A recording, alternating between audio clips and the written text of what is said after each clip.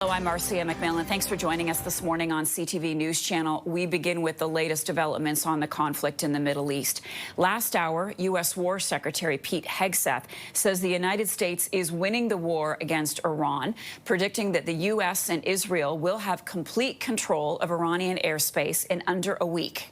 It means we will fly all day, all night, day and night, finding, fixing, and finishing the missiles and defense industrial base of the Iranian military, finding and fixing their leaders and their military leaders, flying over Tehran, flying over Iran, flying over their capital, flying over the IRGC, Iranian leaders looking up and seeing only U.S. and Israeli air power. In another development, today, Turkey says NATO air and missile defenses intercepted a ballistic missile from Iran that was heading towards Turkish airspace. This marks the first time NATO forces have intercepted an Iranian missile heading towards a member country's airspace since the war began. Hegseth was asked this morning about whether or not this could trigger NATO's Article 5 and if the U.S. shot it down. On the matter with Turkey, I'll have to get back to you on exactly what the intercept looked like at that. We're aware of that particular engagement, although no sense that it would trigger anything like Article 5.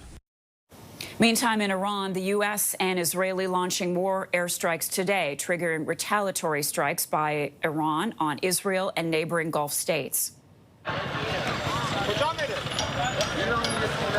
So this video shows damage from 5 days of U.S.-Israeli attacks on the capital. The Israeli military says Iranian security headquarters were struck overnight.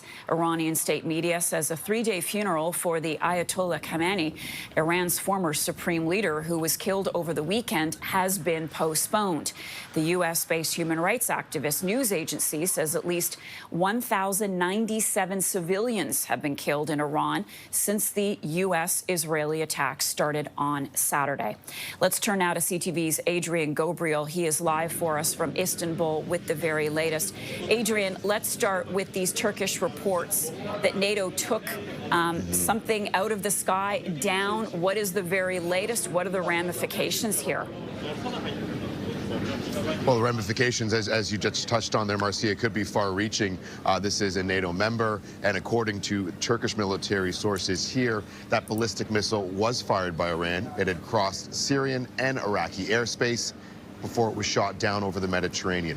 Now, we can also share that in Adana, south of where we're located here in Istanbul, there is a NATO base. There is Turkish air fighters there. There's also a U.S. air base located in Adana. Now, we're still figuring out if that ballistic missile was shot down by NATO members, perhaps by the U.S. in Adana, Turkey. That information, as we just heard there, the U.S. is still trying to clarify and determine exactly what took place. But another escalation here, Marcia. This would mark the 11th country that Iran has targeted since this war began just 5 days ago. And that is raising a lot of questions about Iran's strategy here and how risky it is to draw other countries in. Meantime, as we have pointed out many times, you are in neighboring Turkey. What can you tell us about Iranian refugees now flooding into that country? Yeah, well, Turkey is home to more than 120,000 Iranians. And, you know, we've been speaking with lots of them over the last number of days, and you can almost separate them into 2 or 3 different buckets, Marcia. In one sense, you know, Turkey is a predominantly Muslim country. There are Shia Muslims here. The late Ayatollah was Shia. So there are some who are not happy to see what Israel and the U.S. are doing in Iran. They are furious. Now, there is also a large Iranian population here I've been speaking with who are rejoicing what's taking place. They're telling me that they hope that the outcome here is a return to a secular society in Iran, equal rights for both men and women in Iran.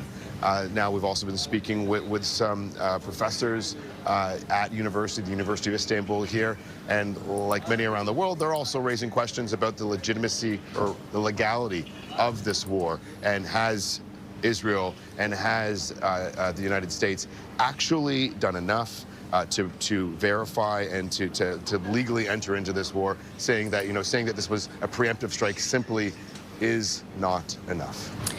And lastly, let's talk about the efforts underway in Iran to find a successor to the late supreme leader. There are now rumors it will be his son. What can you tell us?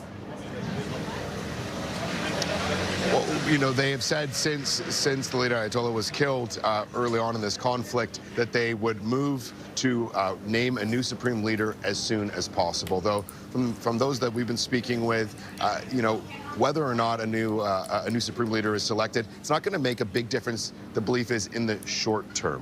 Right now, Iran is being run by a very small circle of military generals. They are very clearly in charge, and even if a new supreme leader is selected, their influence on the current conflict as it stands right now would likely be minimal. As you also mentioned, the funeral, which was supposed to begin tonight in Iran for the late Ayatollah, that has been postponed. Iranian officials saying that there was just an overwhelming number of people that were coming, and so they postponed it to a date to be determined.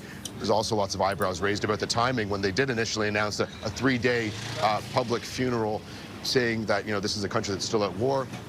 There's also some that are speculating that perhaps Iran was concerned about protesters coming, those who are keen to overthrow the current regime there, that they could be coming tonight as well. And so right now, that funeral, that public mourning, is on hold. On hold. Adrian, thank you for that update. Adrian Ghobrial joining us this morning from Istanbul. We will speak with you again.